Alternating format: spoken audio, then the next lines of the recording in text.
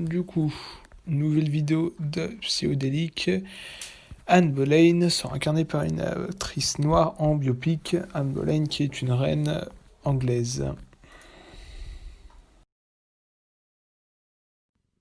Qu'est-ce que c'est que ce truc?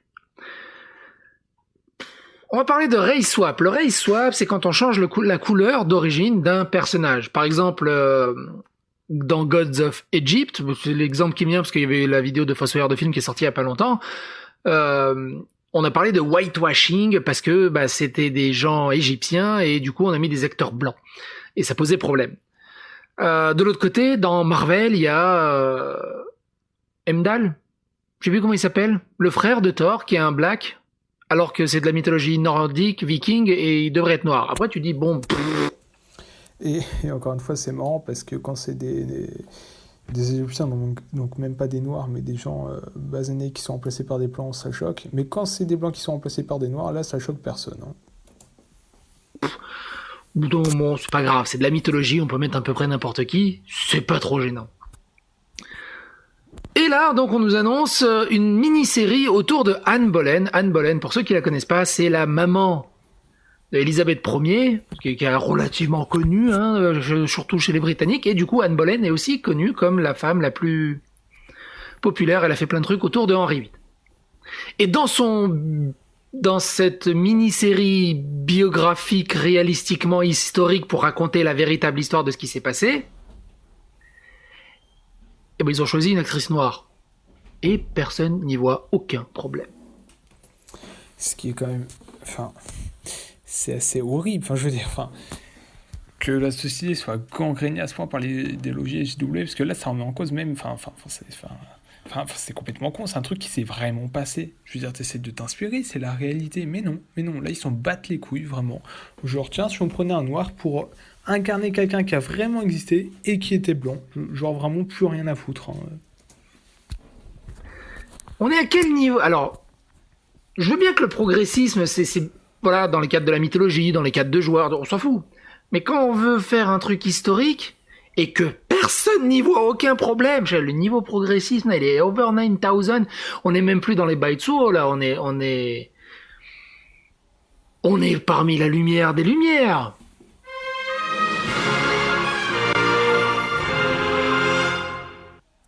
Quoi que ce soit dit en passant, et franchement, je le dis sans aucune malveillance et aucune bienveillance, quoi que ce soit, mais je serais diablement curieux d'avoir l'avis de MJ sur le sujet. Non, sérieusement, mais Michael J. Mais vraiment, par pur débat, juste, j'aimerais recueillir son avis sur un truc comme ça. Est-ce qu'il trouve ça bien? Et s'il trouve ça bien, pourquoi il le trouve bien? Mais avec des arguments à peu près recevables. Un minimum d'arguments recevables. Voilà, donc sachant que MJ est un SJW full convaincu, on connaît déjà son avis, on sait déjà ce qu'on va voir ses arguments. Vraiment, par pure curiosité, ça m'intéresserait de le savoir. Vraiment. Qu'est-ce qui se passe? La figure historique Anne Boleyn obtient un échange de race dans la prochaine mini-série sur Channel 5. Alors évidemment, c'est du Google Trad, donc les phrases des fois ne veulent rien dire, mais dans le contexte, on comprend bien. La chaîne de télévision, donc Anne Boleyn, 16e siècle, Anne Boleyn, 21e siècle. Voilà, donc effectivement, elles se ressemblent énormément, voilà, le contexte historique est totalement respecté, n'est-ce pas? On voit qu'elle est, tout aussi blanche que celle de gauche, voilà, tout va bien. On est dans la réinscription de l'histoire, dans la réécriture de l'histoire. Comment ça marche au bout d'un moment? C'est même pas une question de racisme. Enfin, c'est surtout, c'est complètement débile. Alors. Et je reviens sur la réinscription de l'histoire, mais tu vois, autant dans ce cas-là, c'est comme pour les blancs, ça choque personne. Mais autant si tu réécris d'autres trucs dans l'histoire, si vous voyez ce que je veux dire, Là, ça choque plus de gens, hein, parce qu'il y a des gens qui sont révisionnistes, c'est de la réécriture de l'histoire aussi. Là, ça choque plus de gens, tu vois. Mais quand tu remplaces des blancs pour des noirs, non, il n'y a pas de problème, tout va bien, tout va bien. La réécriture, oui, mais que quand on veut, en fait. Tu peux pas ramener du racisme là-dedans au bout d'un moment. Parce que si on ramène du racisme là-dedans, moi je veux un biopic sur Malcolm X et c'est Karen Gillan qui l'incarne. Je m'en fous, je veux ma petite Karen Gillan en Malcolm X. Pas de souci là-dessus. Je vois bien, sinon Martin Luther King, c'est un blanc, tu vois. Non, c'est n'importe quoi. Bref, trêve de plaisanterie. Alors l'article, la figure historique Anne Boleyn obtient un échange de cours dans la prochaine mini-série de Channel 5. Ce que j'aime bien avec cet article, c'est qu'il redonne un peu de l'histoire d'Anne Boleyn et tiens, pourquoi pas faire un peu de Nota Bene. Tiens, qu'est-ce qu'en pense Nota Bene aussi, hein? Qu'est-ce qu'il en pense Nota Bene aussi de cette mini-série et de ce chouette casting? En vrai, c'est compliqué parce que Nota Bene, il est plus réfléchi. Mais je pense que pour le coup, il sera du même avis que moi et du même avis que Psyodélique. Parce que c'est quelqu'un de réfléchi et je pense que bafouer l'histoire comme ça lui plairait pas du tout. Donc je pense qu'il serait du même avis. J'espère. Parce que c'est quelqu'un de bien. Je serais con qu'il me déçoive.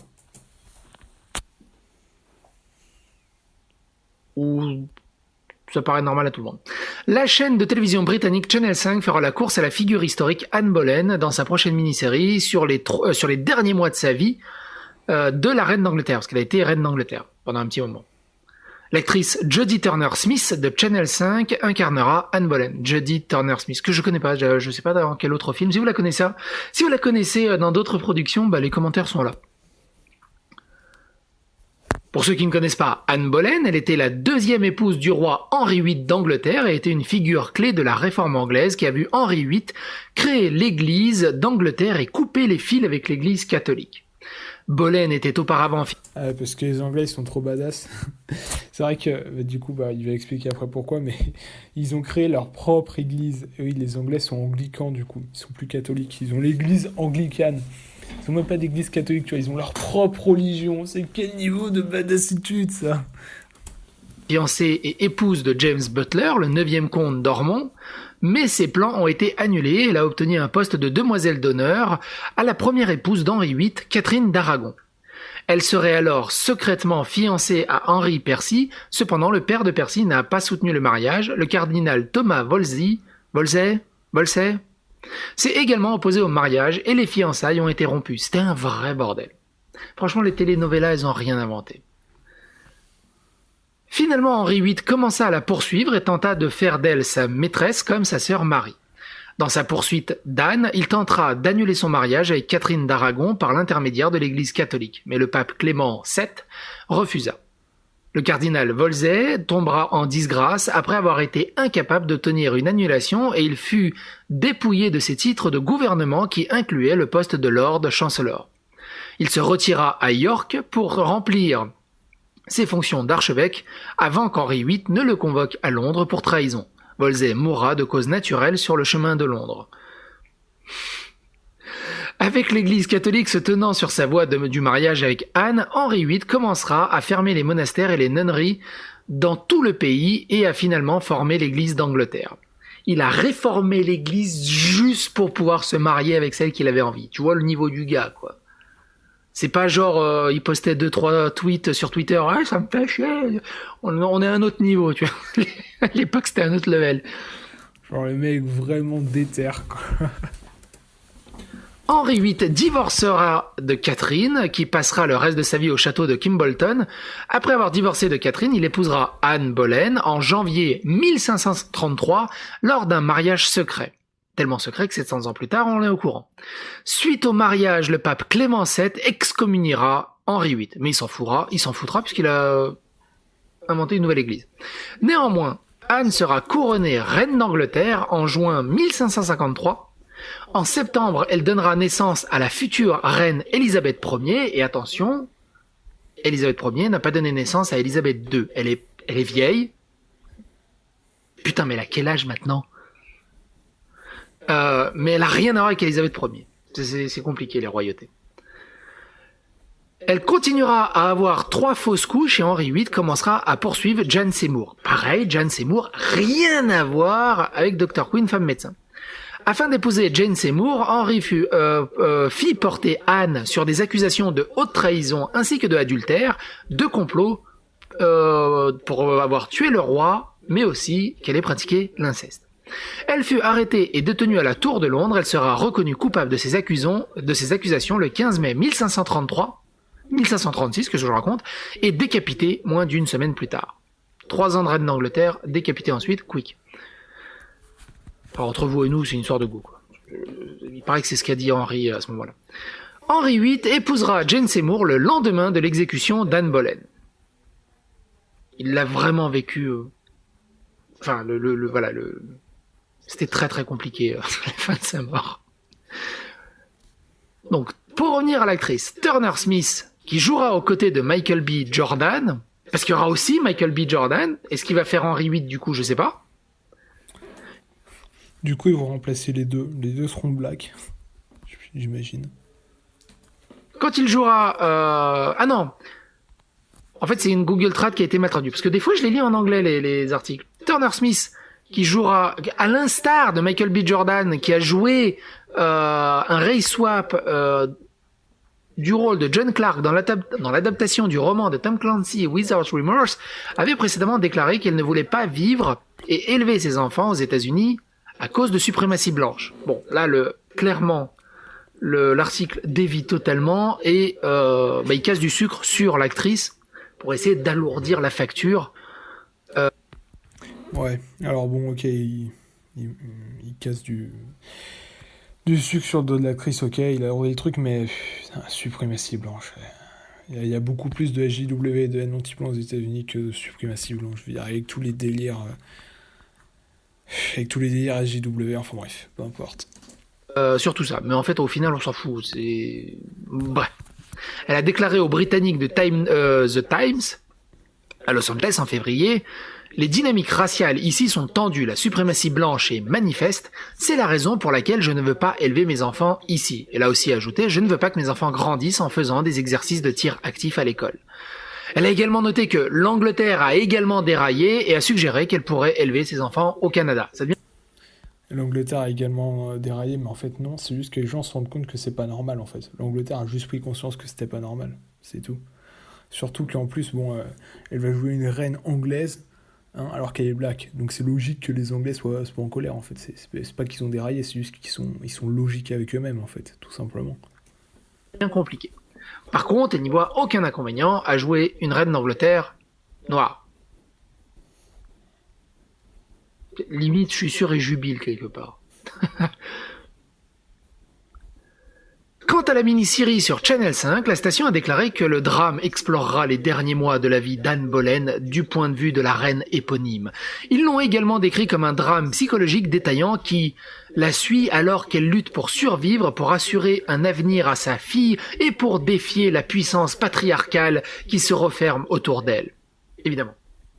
C'est progressisme over 9000, puis là on crève le plafond. C'est le truc de Vegeta. Bah oui, parce que quand on est un JW, on a un JW à fond, hein. Autant tout inclure. On est en plein dedans, là. La série sera écrite par Eve Tederick Turner et produite par Fable Pictures. Turner Smith a commenté également, en approfondissant les immenses forces d'Anne Boleyn tout en examinant ses faiblesses et vulnérabilités fatales, le script d'Eve ont immédiatement capturé mon imagination. Elle est au courant que... Elle était pas noire, la reine d'Angleterre? Elle a ajouté, la légende de cette formidable reine et de cette mère féroce sera considérée comme une histoire profondément humaine qui est toujours aussi pertinente aujourd'hui. Profondément humaine. On parle d'inceste, de traîtrise de roi, de décapitation, de magouille de la cour du roi, mais tellement monstrueuse que 700 ans après, c'est des cas d'école tellement ouf que même des telenovelas, Plus belle la vie et même n'importe quelle série n'arrive pas à atteindre. Même Game of Thrones. C'est oui chez les oursons à côté de la vie d'Henri VIII. Ce casting prouve qu'Hollywood ne se contente pas de changer les races et les sexes de personnages de fiction, Ils vont également commencer activement à changer les races et les sexes de personnages historiques. Et c'est là que ça devient très problématique, parce que du coup, ça revisite l'histoire. Mais comme je l'ai dit, t'as le droit de revisiter l'histoire que si t'es JW, que dans un sens, et pas dans l'autre. Et même sans ça, ça devient problématique, parce que du coup, il y a des gens, qui vont être troublés avec les références historiques. Donc là, ça devient dangereux, en fait, littéralement, ça devient débile. Qu'est-ce que vous pensez de ce casting? Et évidemment, je m'adresse à vous, qu'est-ce que vous pensez de ce casting? Êtes-vous prêt à avoir un Napoléon, pourquoi pas Napoléon, et attention, je suis sûr, attention, je vous annonce, race swap de Napoléon. Mais, imaginez un biopic de Napoléon, mais avec Michel Rodriguez dans le rôle. Moi je signe tout de suite, hein, je fais la queue la veille au cinéma. Ah, ce serait horrible, ce serait horrible, ce serait une défiance absolue. Mais moi, je veux voir ça. N'hésitez pas à imaginer vos propres race swaps, donnez des idées au SJW, donnez des idées au Baiso, mais surtout à caractère humoristique. Imaginez vos race swaps, vos gender swaps pour des figures historiques. Mais attention, faut pas que ça soit n'importe quoi. Il faut que la blague soit intéressante, il faut que la blague soit drôle. Ok, alors une blague drôle, moi j'imagine bien le petit moustachu allemand des années 50, joué par un noir, vu que ils étaient racistes, antisémites et tout. Comme ça, ce serait comique. Vu que Hitler correspondait pas au canon de beauté qu'il voulait lui-même, genre grand, blond et tout. Bah là, il correspondrait encore moins. Ce serait drôle. Moi, je trouve que la blague est respectée. Mais je compte sur vous et je vous fais confiance. Sur ce, les amis, je vous souhaite plein de bonnes choses. Vous pouvez race swapper ma chaîne, hein, c'est un pouce like ou un dislike, c'est comme vous voulez. Vous pouvez gender swapper en vous abonnant également, mais surtout partager sur les réseaux sociaux, parce que mine de rien, plus on est de fous, moins il y a de riz. Bye.